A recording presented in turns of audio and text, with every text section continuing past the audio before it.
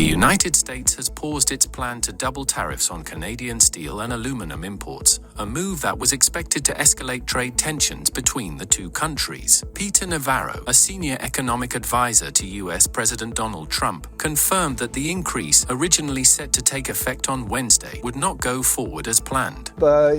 Negotiating that. But frankly, the premier, he's been, I mean, look, just tamp it down, please, over there, okay? Just throwing down the hockey gloves.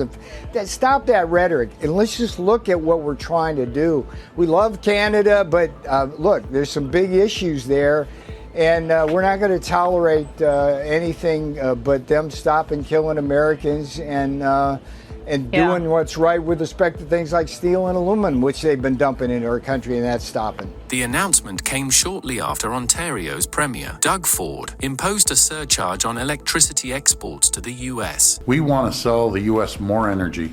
We want to sell more states energy.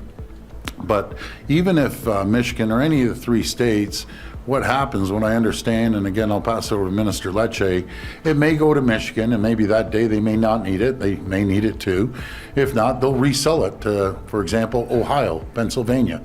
But it's going to affect many, many states, but I'll pass this over to Minister Lecce. Trump had earlier justified the tariff hike as a response to the electricity surcharge, which impacted U.S. states like Michigan, Minnesota, and New York. Ford had warned that the levy could cost American businesses and families nearly $400,000 Canadian dollars per day, and even threatened to cut off electricity exports entirely if trade restrictions worsened. Oh, it makes a big difference. You should see the uproar about the alcohol. And, you take, they're called kitchen table issues, and this really will affect citizens or residents, I should say, in Minnesota, New York, and Michigan. And it's the same as taking our alcohol off the shelves. With the bourbon, it really caught the attention of the governor and also the senator, Mitch McConnell. I want to thank him. He's the only Republican. One other Republican from Wisconsin spoke out very, very harshly against the president's tariffs. So we win them over one at a time, and these kitchen table issues are absolutely massive. And they need Canada, and we need them. So let's sit down and negotiate a fair deal. That's all we're asking for, because the uncertainty is causing a lack of investment in both countries. The threat of closing down assembly lines on April the 2nd on both countries, it affects people.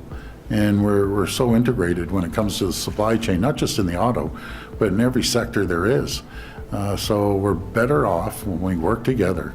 And again, we aren't the problem. China's the problem. Canada's incoming Prime Minister, Mark Carney, has strongly criticized the U.S. tariffs, calling them an attack on Canadian workers and businesses. He vowed to maintain Canada's retaliatory tariffs until a fair trade agreement is reached. The trade dispute has also triggered market uncertainty, with the U.S. stock market experiencing losses this week. Canada remains a key trading partner for the United States, with bilateral trade exceeding $760 billion last year. The U.S. relies heavily on Canadian steel and aluminum, raising concerns that prolonged tariffs could lead to price hikes and job losses on both sides of the border. Despite these economic risks, Trump has maintained his tough stance, warning Canada that failing to remove its own tariffs on U.S. goods could lead to further economic consequences, including a significant blow to Canada's auto industry. Economists have sharply criticized the tariff strategy, warning that it could harm American industries and increase the risk of an economic downturn.